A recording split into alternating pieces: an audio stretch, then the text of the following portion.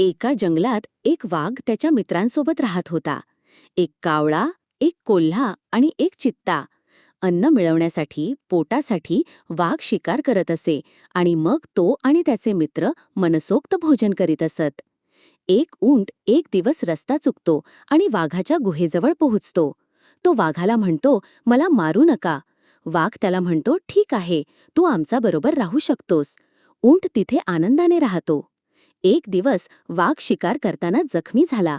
त्यामुळे तो अशक्त होतो आणि शिकार करणे थांबवतो, कारण त्याला ते शक्य नव्हते. चित्ता आणि कोल्हा सगळ्यांना पुरेल इतकी शिकार करू शकत नव्हते. कधी कधी ते परत रिकाम्या हातानेच परत येत असत.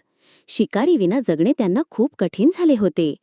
एका संध्याकाळी कोल्हा वाघाकडे जातो आणि म्हणतो, "महाराज, तुम्ही मला खा आणि आपला जीव वाचवा."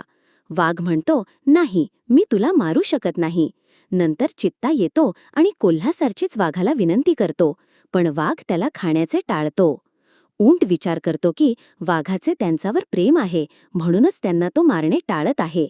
मग त्याच्या मनात असा विचार येतो की मलाच त्यांनी खाल्ले तर त्यांचे पोट भरेल, आपण त्यांच्यासाठी बळी जाऊ. उंट तोच प्रश्न विचारतो तेव्हा सगळे प्राणी त्याला मारून टाकतात. उंट मूर्खपणामुळे आपला जीव गमावतो.